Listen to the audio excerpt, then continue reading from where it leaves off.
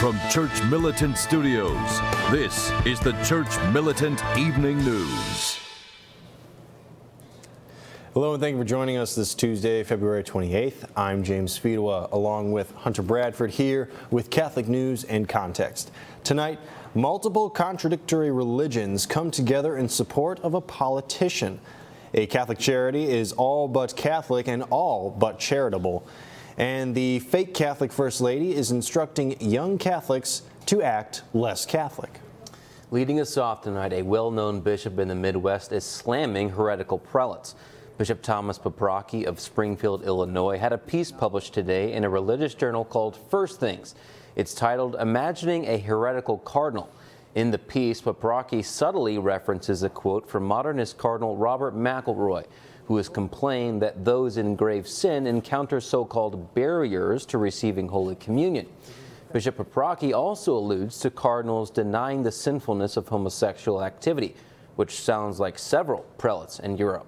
He argues either of those two positions, supporting communion for all or supporting sodomy, would constitute heresy under canon law. He writes, thus, a cardinal of the Catholic Church, like any other Catholic who denies settled Catholic teaching, embraces heresy, the result of which is automatic excommunication from the Catholic Church. And the new Interfaith Abrahamic House in Abu Dhabi isn't the only place where Catholics and Muslims are coming together. Catholics, Muslims, and Hindus are backing pro-family evangelical Kate Forbes in the contest for First Minister of Scotland. Forbes has come under intense fire for her biblical views on marriage, homosexuality, and women's ordination. I'm absolutely supportive of the legal right of gay people to marry. But you're not actually in support of the principle. Well, as a practicing Christian, I can tell you what I practice, which is that marriage is between a man and a woman. On Thursday, Catholic spokesman Peter Kearney spoke out in favor of Forbes, warning that the hostility to Forbes's biblical views, quote, leave a lot of Catholics and a lot of Christians feeling marginalized. They feel marginalized because that's what Satan wants. But joining us now to unpack this whole situation with Kate Forbes is Dr. Jules Gomez. So, Jules, good to see you. She's got support from Christians and Muslims, which is interesting. What other views does Forbes hold that faithful Catholics would deem true? Hunter, may I quickly add there, she's also being supported now by Hindus. Right. And the Indian Council of Scotland includes Buddhists and Jains and Sikhs as well, and Christians. So, let's hope they continue to support her. But one thing that Catholics would be very interested in knowing is that she's staunchly opposed to the ordination of women. And she belongs to a conservative evangelical denomination that does not believe in women ministers. Interestingly, she did an interview she wrote a letter in 2014 that the left-wing media is now trying to pick up and muck rake. And she quoted St. Paul, 1 Timothy chapter 2, verse 12, where Paul says, I do not permit a woman to teach over a man, that, many Christians use to say women's ordination is a no-go. So she's holding firm to biblical truth on a number of issues, and she's getting really, really badly crucified for all this.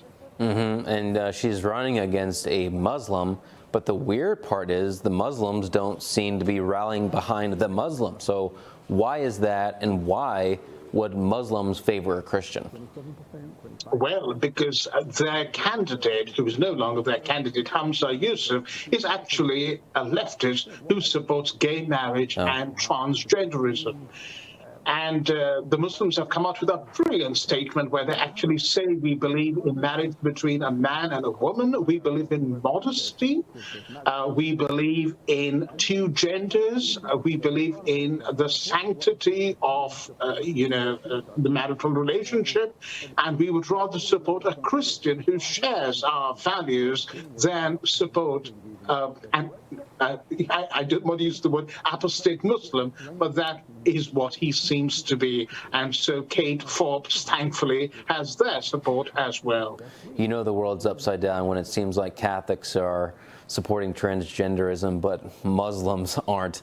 You know, another side of this is historically Muslims and Christians don't mix, but they seem to be here. Jules, thank you for your time today. Thank you, Hunter. God bless. All right, thank you, gentlemen. Yet another Catholic charity organization has been exposed for being anything but charitable or Catholic. Over the weekend, the Lepanto Institute released its most recent report on Covenant House, a Catholic organization that claims to help young people escape homelessness and human trafficking. According to Lepanto's investigation, Covenant House has partnered with Planned Parenthood and received funding from the federal government for providing contraception, including handing out free condoms at one of its locations. Covenant House has a reputation for being a Catholic organization, but the truth is there really isn't anything Catholic about it at all. Let's review some facts. Its founder is an accused sex offender. It's been caught on several occasions taking girls for an abortion. It's promoting homosexual and transgender ideologies, and it's actively dispensing contraception. There's no way a Catholic can support this organization. Seems pretty straightforward. Back in 2019, Church Militant reported on an incident of a Covenant House van driving up to a Detroit area abortion mill and dropping off what was described by eyewitnesses as a, quote, very young and very, very lethargic young woman. First Lady Jill Biden is encouraging young women in Kenya to chuck Catholic teaching. A self-described Catholic, Biden spoke with a group of teens at an MTV-sponsored event Saturday, wearing a rosary around her neck.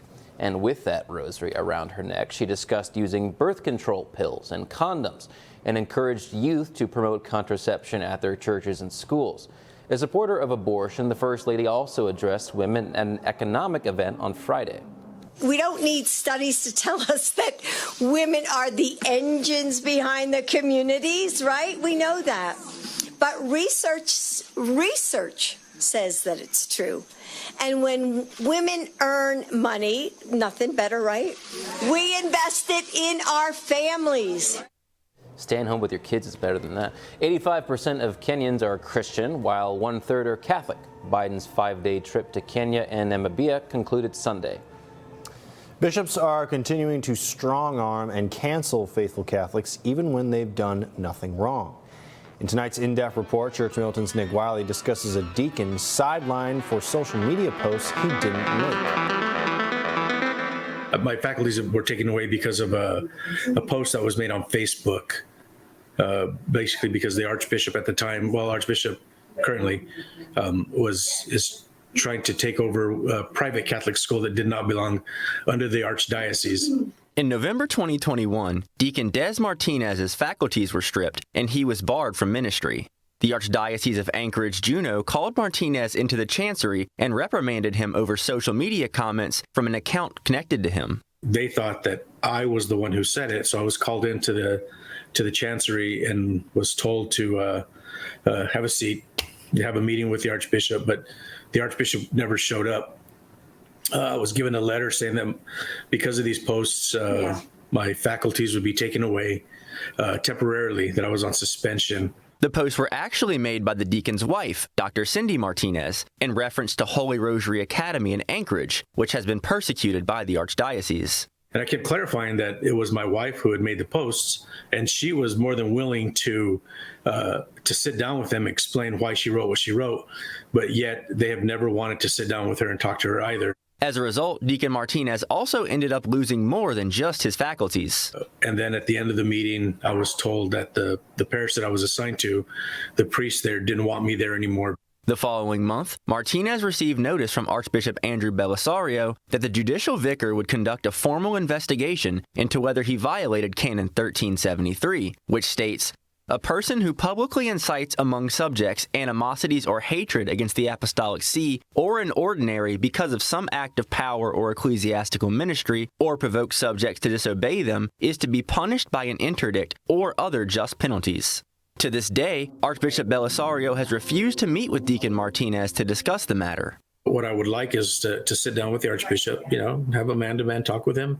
I really want to get back into ministry. I want to get my faculties back. I want and will continue to preach the truth that is Jesus Christ. No ifs, ands, or buts. There are plenty of clerics who deserve to be removed from ministry, yet it seems bishops only have problems with the Orthodox ones. Nick Wiley, Church Militant Evening News, Detroit. Archbishop Belisario is both Archbishop of Anchorage, Juneau, and Apostolic Administrator of the neighboring Diocese of Fairbanks, giving him complete control of the church in Alaska. Traditional Catholics in the U.S. are beginning to see the fallout from the Vatican's latest rescript or update to Traditionalist Custodes. Albany's Bishop Edward Scharfenberger is halting Latin Masses in his diocese, except for Our Lady of Martyrs Shrine in Auriesville, which is not a parish church. Meanwhile, a TLM priest in Missouri is questioning the Vatican's new restrictions on the authority of bishops in light of the text of Vatican II. This new attempt by the CDW is directly in conflict with parts of Lumen Gentium from Vatican II. And what it did was, again, make the bishop the boss in his own diocese. And now this thing that came out this week says, except for this. Catholics in Philadelphia need not forego their corned beef this St. Patrick's Day. It just so happens the celebration of Ireland's patron saint falls on the third Friday of Lent this year. However, Archbishop Nelson Perez recently granted a dispensation to Catholics in Philly from the obligation to abstain from meat on the memorial of St. Patrick. Catholics in the Archdiocese who choose to eat meat on that day are to observe some other penance or charitable work. And earlier today, Church Militant learned the Archdiocese of Baltimore is also giving a dispensation to allow meat eating on St. Patrick's Day.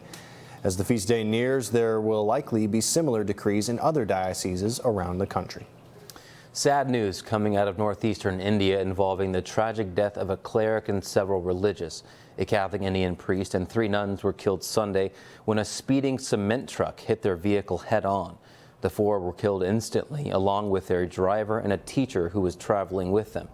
The priest, Father Matthew Das, was parish priest and principal of St. John's High School in Barama. The nuns belonged to the Sisters of Our Lady of Fatima. One of them made her final vows just last month. Eternal rest grant unto them, O Lord. And when we come back, guess which European country will soon get a visit from the Holy Father?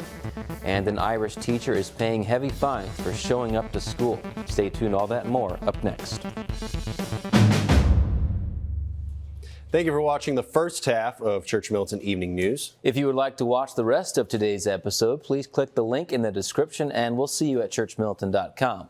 God love you.